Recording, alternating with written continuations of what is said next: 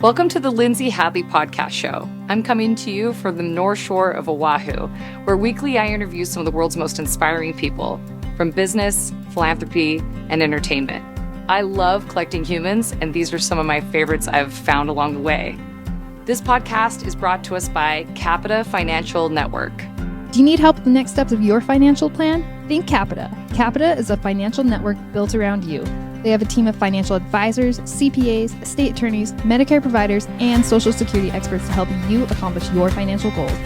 Call or schedule a complimentary consultation at 801-566-5058 or visit their website at capitafinancialnetwork.com. You can also check out their financial education podcast, The Financial Call, available on Apple, Google, Spotify, and YouTube. Welcome to the Lindsay Hadley podcast show. Today we have on a special guest, Mike Seckler. Mike is going to be speaking us today all about small business. And he's personally an entrepreneur, has had two very successful exits and has now built a company that's providing these unique services. So Mike, thank you for coming on the show. I'm so thrilled to have you. Yeah, thanks Lindsay for having me. I'm excited to be here.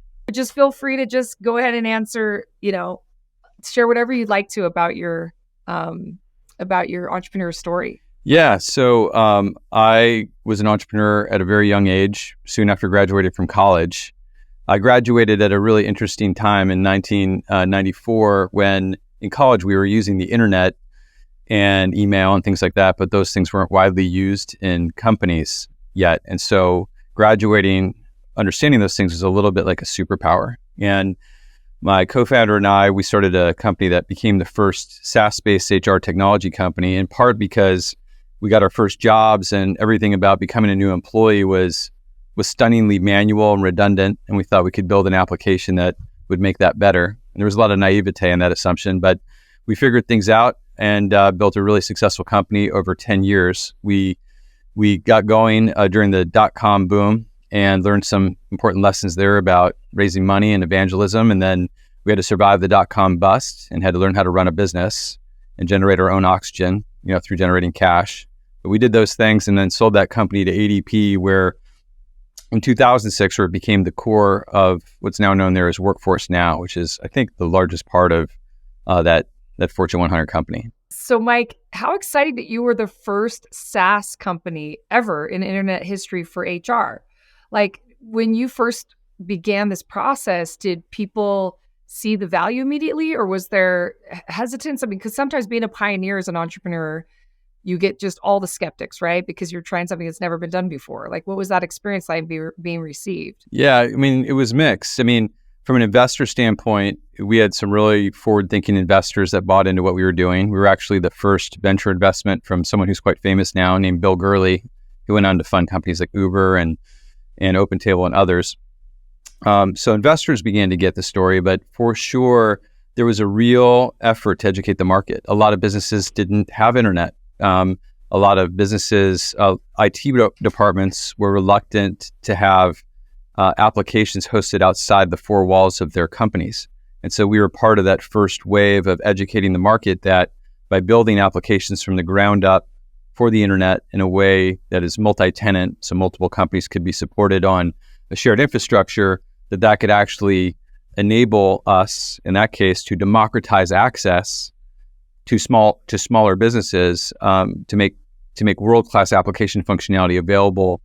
It's amazing. And you finally had every entrepreneur's dream, which is an exit. You were acquired. Can you tell us a little bit about that experience and what that was like and how that went? Yeah, well, I'll comment it on two ways, because I wouldn't, you say it's everyone's dream. It was the right answer for us. We were acquired by the largest company in our space, and it became the foundation of their growth story for the past 20 years. So I'm proud of that. I will say, though, that to start at a business that had contemporaries, with companies like Salesforce.com and others, definitely spent a lot of time reflecting on what kinds of decisions would we have had to have made better to have earned the right to go the distance as an independent company. And so while selling that business was a good outcome and everyone made money and the business lived on, which I'm proud of within ADP, definitely left me wondering what it would take to be part of a company that could become a category defining company, have a enduring life as a public company and change the world. And that's a lot of what motivates me now at Justworks. Okay, so excited. This is a great segue into talk about Justworks. Can you share with our audience, how did you end up there, and tell us all about what you guys have done and are doing, and it's really exciting for us to learn more about this next phase. Yeah, thank you. Well, first, a little bit, Justworks, we help small businesses grow with confidence by helping them with everything that they need to have a workforce, right? You went off, you have your own company, you have 15 employees, you feel really good about yourself. You might want to spend all your time like interviewing guests and getting advertisers for your podcasts, but you find that you have to spend a lot of time with all the things that are involved in having those 15 employees. And so we exist to help small businesses with that aspect of their business so they can focus on what really matters in their companies and how they're going to grow. And we do that today for 11,000 small businesses. We are a mission-driven company. We take what we do super seriously because we see small businesses out there doing the hardest, most important, most honorable work. As these folks go out, they try to defy the odds to pursue their dreams and create their companies out of thin air, and then create jobs for people out of thin air. That is like the most extraordinary thing. But small businesses have not historically had great partners. And, from a provider standpoint, right, small businesses, they're expensive to sell to. You don't make much money on any one small business. And so small businesses don't get a lot of attention and love, and Justworks exists to change that. Oh, that's so great. So 11,000 small businesses. How did you start to acquire them? What was your methodology to it's hard to reach that market, I would think, I'm imagining, or how did you guys what's your marketing strategy? Well, the company began in New York City and began by, serving some companies in the technology community and creating raving fan customers who then told their entrepreneur friends, and it built from there. But we're now, we've grown up. We're live in all 50 states. We're also live now in 12 countries and growing that footprint as well. One of the fascinating things, as we've grown, is that 10 years ago, small businesses in the US, like international support for international employees wasn't necessarily at the top of the list. And that's been changing over time. But now with post-pandemic, as many companies have gone hybrid or remote, you have small businesses with people not only in many states, which is, by the way, a huge compliance burden, something that Justworks helps with, but you also see more and more frequently small businesses with contractors and employees in other countries. And so we're helping small businesses with that now as well. Okay, so Mike, how do you define a small business? Because, is that based on revenue or the size of their staff? Because you're providing these different services and the utility. How do you guys view it? Yeah, the simplest way that we look at it is there's 40 million people working at companies with less than 100 employees in the United States alone, and that's where we're focused. And some of our customers definitely grow well beyond that, and then many of them increasingly have employees outside the U.S. But really, when we're acquiring customers, we're generally thinking at companies under 100 employees, and as few as 1 or 2 employees. Okay, amazing. So I've been a small business owner my entire career. I had a boutique consultancy and would also have like 1099 contractors. That's also really common, I think, in the small business world. It's like you don't take on W-2 employees as easily. Does the utility of what you're offering offer the value for all of those services, like for people that are also like 1099 or using vendors for their business solutions? Or Yeah, absolutely. Like our whole thing is about being there for the small business's whole life cycle and journey and giving them the power to choose where and how to manage their workforce in the way that suits them. So imagine the use case of an entrepreneur who gets going, is moonlighting in their current job, is trying to build something, a proof of concept, and they're doing that with contractors in Argentina. And then they get rolling and they're able to maybe raise some seed funding and they hire their first W-2 employees in the United States. But they may not be ready for health insurance. But then as they grow and they want to compete for talent against larger companies, they want to add a full benefits program. And then as their employees grow further, they're in multiple states and they need to navigate multi-state compliance. So we're there to help entrepreneurs at each stage in their journey. And as they hit each of those inflection points, they don't have to think too much about how to access that. It's just available within Justworks in a very, very kind of easy to access way. That's wonderful. You mentioned it's a mission-driven company. And when you think about the core values or the things you hope, you made a company that like has gone on to live. And like you said, you're proud of that. What is it that you hope, on your epitaph, it would read, like, what is it you hope about this company that it'll accomplish the most in terms of the values and the outcomes of the legacy piece of your life? Yeah, I really appreciate that question. I mean, first and foremost, we want to change the game for small businesses by being the partner that they've always deserved, but never before had access to.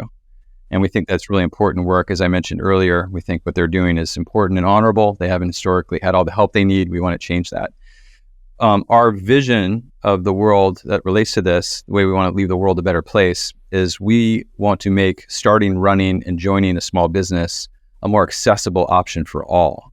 And in that statement, that explicitly acknowledges that access to capital, mentorship, resources has not been evenly distributed in our society. We'd like to change that. As it relates to the company, I mentioned this before, I've been an entrepreneur, built it for 10 years, sold it for a successful exit, and that's great in some ways. But I'd like to be part of a team that builds an enduring, independent public company that kind of really changes the world in a number of ways, one of which is for small businesses. And then the third one I want to talk about, that would be for the company. And then for our employees, I want to create an environment where people can fully realize their potential, like during their time here, that they've grown more as individuals and professionals than they could have in any other professional environment. So much so that 10 years from now in the New York City tech ecosystem, when the next batch of startups is hitting these inflection points, they're like, oh my gosh, this is so hard. Where do I find people that know how to navigate these things? That they look for ex-Justworkers because they know our reputation. They know that, leaders that grew up here, like encountered these things and were successful. And so that would be a great legacy for us to leave. That's amazing, Mike. When you're looking at taking this company public, you've had now 2 exits, is that right? From businesses you founded? The first business I founded is named Employees, and we sold that to ADP. The second company, Euclidean, continues as an independent company. It's an investment management firm that uses artificial intelligence and machine learning to invest in the public markets. Wow. So that's really fascinating. Can you tell me a little bit about that? So you in every instance, I mean, that seems like a big transition from HR SaaS. I mean, there's still tech. I see that, but then financial services, and now this is, I guess almost like a holistic version of some of what you've built. It sounds like. Well, I would say the Euclidean, venture. So I had the same co-founder for 23 years, incredible individual, and he was the kind of beautiful mind, computer science, math genius behind both businesses. So he would build the products, and I would try to build the business around what he could construct. After 12 years of that first venture, John was very interested in artificial intelligence, which has become quite hot nowadays, but back in 2008, it was still early, and how to use those tools to look at the vast corpus of information on companies and come up with systematic methods of evaluating what might make for a good investment and what companies you might want to avoid from an investment perspective. And we built that business, and it continues, and it's quite successful. For me, the one thing that happened though over time is I realized, though, for me personally, what I missed was the challenges that come from being on a team in a operating environment, trying to accomplish very difficult things, and then winning together. And that aspect of teamwork and leadership is harder to do in an investment boutique, even a tech-driven one. And so I was scratching that itch by sitting on some boards, one of which was Justworks. I met the founder of Justworks in 2014 because he was building a business that had some things in common with my first company. And we hit it off. He invited me to be the company's first independent board member. I met him when the company had 20 employees. I was on the board for 4.5 years. And then when he hit some growth points where he wanted help, I was eager to be back in this kind of game. And so I essentially went full-time at Euclidean and on the board of Justworks, and flipped that to being kind of an advisor, a part owner of Euclidean, to being full-time at Justworks. And that was 4.5 years ago. So Mike, is this your first venture without John? Yeah, it was really, it was beautiful and emotional and a difficult conversation for me to have with him. But he was, when I thought about this was the right thing for me, but we managed it really well together. We still talk weekly. We were best men at each other's weddings. It's a very important relationship, but he loves Euclidean. He loves being hands-on keyboard and working through kind of, that investment team and that data necessary to drive those kinds of decisions. And I wanted to lead at scale, and we were able to make that transition successfully. That's such a sweet, love story in business. I'm so impressed and touched because, I think the hardest part about entrepreneurship is really that it's a high contact sport relationally. I mean, there's just a lot of carnage. There's a lot of sharp elbows. There's misunderstandings, failure. Human beings tend to, even with the very most earnest hearts, they just tend to disappoint, have misunderstandings. Also, people grow and shift and change. And it's hard to maintain that level of loyalty and that level of equanimity that you have with a partner for that many years. You said 28 years? 23 years, I believe. 1996 to 1996 to whatever. Yeah, 2019. Yeah. Oh, precious. I just love it. I'm obsessed with that story. And then, so when you said that conversation, you were like, hey, I have this other thing I want to do. I bet it was painful. I can only relate because I had a business partner for 10 years in my boutique agency. She started out actually as like a volunteer kind of intern, and that was my first hire. And then over 10 years became a partner in my business. And she was, we recently went our separate ways about a year ago. And same thing, we're still best friends and, we love each other so much, but there's just this very emotional thing because there's almost like a safety blanket and each other's quirks. But I found, and I'd love to know if this is true for you, Mike, because these interpersonal stories, there's so many people listening who have had deeply intimate relationships with the people they do business with, their co-founders, their investors, their board members, people, sometimes it's spouses people build their businesses with. But in this case, with this girl that had been like my ride or die in business, it's painful to be like, I want her to do nothing but succeed. But then you also are like, there's kind of this guilt or comparison because you're on your own. And there's, like in both of our instances, we really chose brand new things. I mean, it sounds like John's staying in something you built and continuing to triple down on that. But I really found that like, we've been rooting for each other. It's very genuine, very earnest. But there is this kind of like, can I succeed without you? Was the magic, were you the shiny ticket? And I think we both have that emotionally. We've talked about it. Did you have any of that when you first launched out? Was like, oh man, is that part of it? Or did you feel, I guess, some confidence? Oh yeah. I mean, there's so many things about this conversation that are interesting. I mean, well, first of all, John and I had these distinct roles, and I kind of wanted in my heart to build another software company that you need a big team, and John loved Euclidean, and I was like stuck. I was like, whoa, we've been tied at the hip for 20 years, and I can't imagine doing anything without John as my co-founder. But I also had a hard time imagining working in someone else's company. But the thing that was interesting about Justworks was I got to know Isaac Oates, the founder. He hung out for 6 months. Then he invited me to be on the board. I was on the board for 4.5 years. And then when he needed help, it was interesting because I knew the business. I helped build the board. I had this 5-year relationship then with the founder. And if I didn't lean into that moment, it was basically saying for sure I would never work in anyone else's company because it would never be teed up like that again. I mean, it was just so unique. And that conversation with Isaac, you talk about these business relationships having like I remember the phone call. He's like, company was getting, about 75 million in revenue, 500 employees. It was getting bigger. And, this is 4 or 5 years ago. And he said, Mike, I think I need help. I think I need someone to help run the business. And, it was like two friends that are thinking about dating, but neither one knows how to say it. I was like, well, listen, Isaac, as your lead director, I'm going to help you find the best person. But if you think it might be me, we could talk about it. But if that's awkward, it's one of those things. And I'm really glad that we did it. And when I talked to John, which was nerve wracking to like make that phone call, the first thing he said is like, hey, I know that you need this. I mean, the beautiful thing for him to say. He was also like, but I'm a little bit scared because all the people around Euclidean kind of bought into us as a team. And so we crafted a plan to work on that together, and we're successful getting people comfortable and then hiring people around John so people would believe.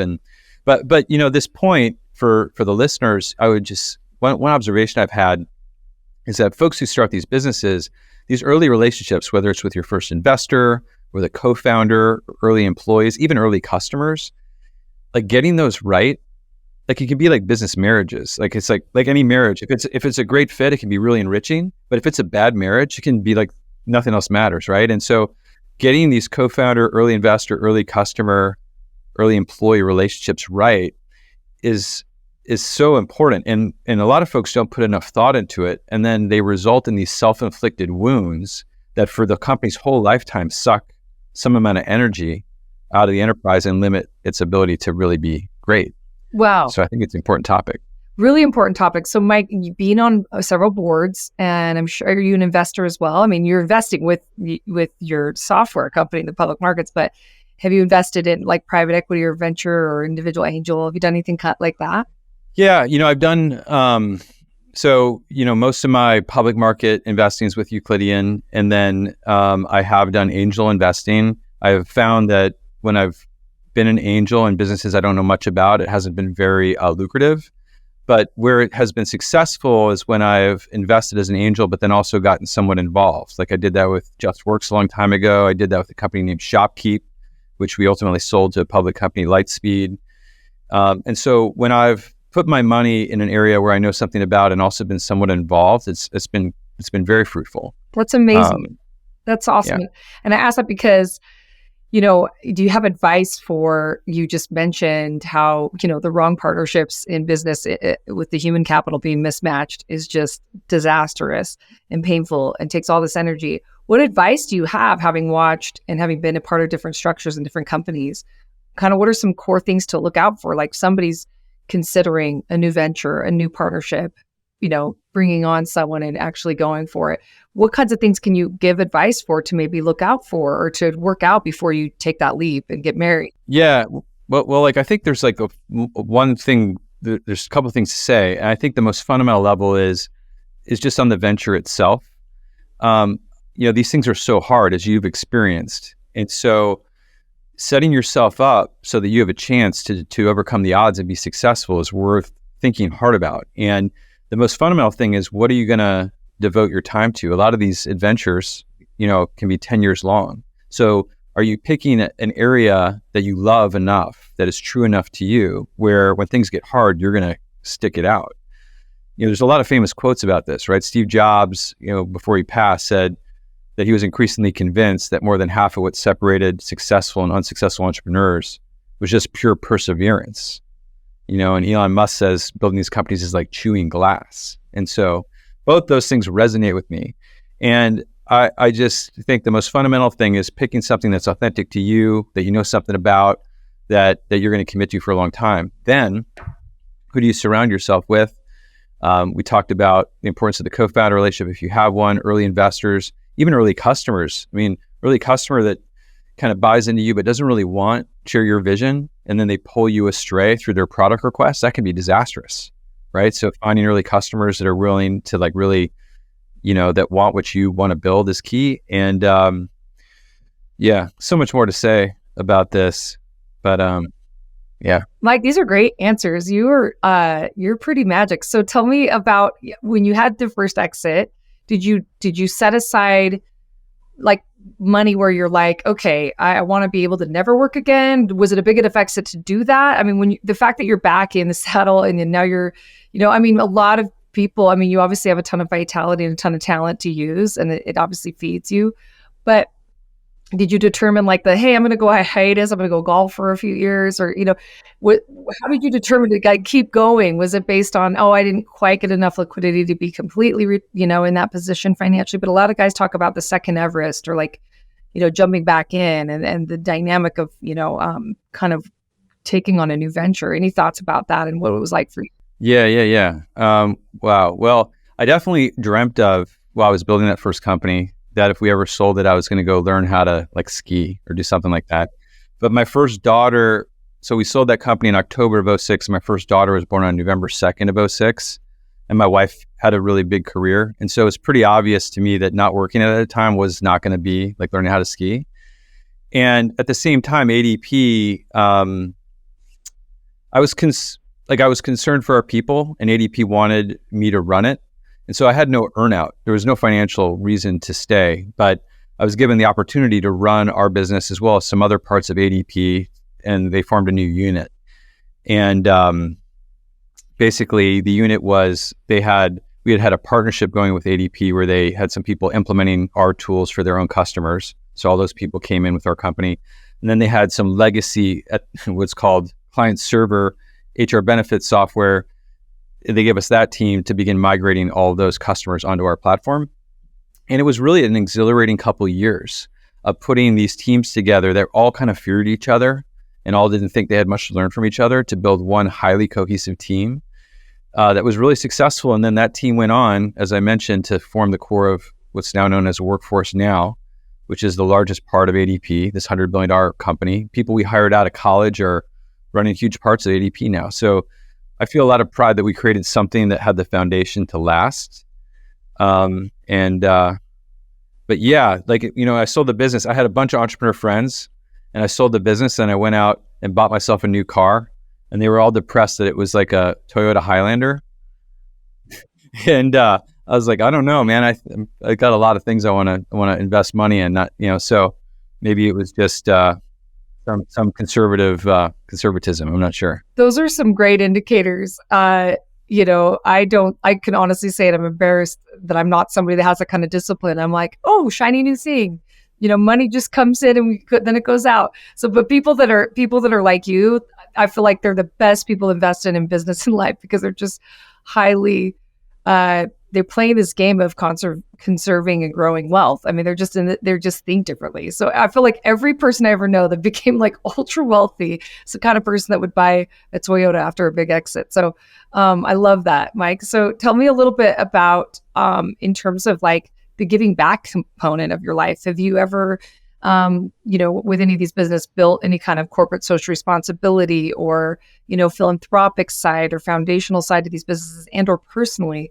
A lot of our listeners that we work with, are philanthropists and they set aside, after liquidities or experiences or whatever, money to be able to give back. Is that something that's a part of your purview or you're passionate about at all?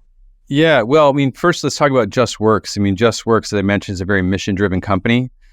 We've taken the 1% pledge, so 1% of equity, 1% of companies' profits, 1% of people's time devoted to our mission of helping small businesses grow with confidence and our vision of a world where, starting, running, and joining a small business becomes a more accessible option for all. We have a variety of programs, our Spring Forward Fund, our Just Thrive program, which are geared to support entrepreneurs in under-resourced areas and to help small businesses in general and to advocate on their behalf.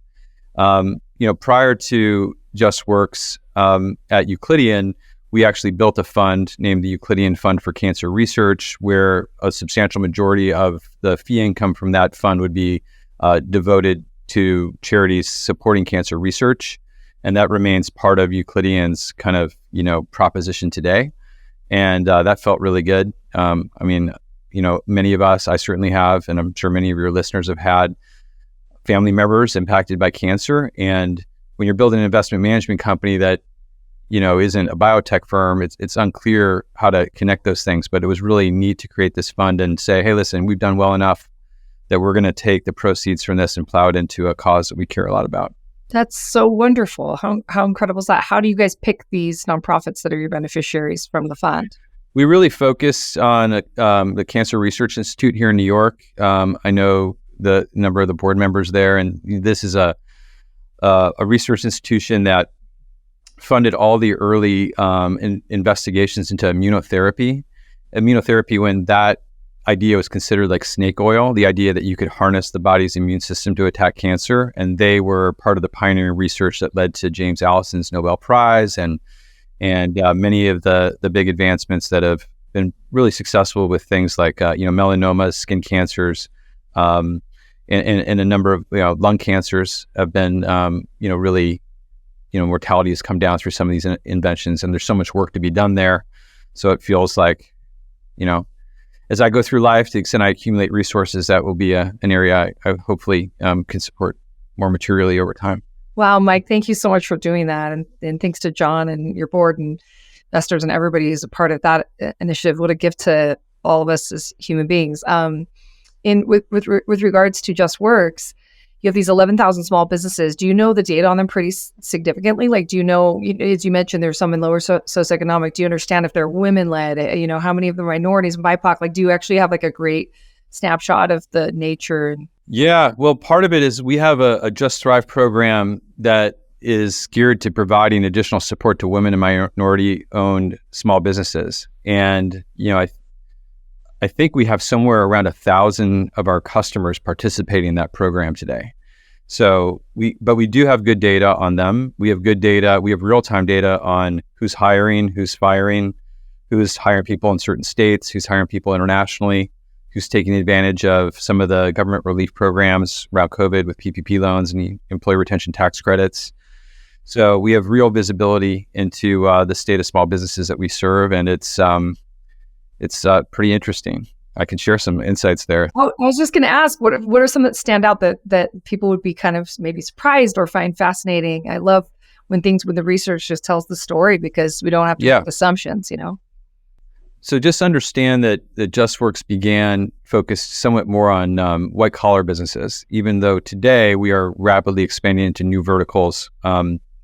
But within the white collar population, that if you looked at an average company of 15 or 16 employees, pre-pandemic, they were in just over, on average, 2 states, their employees.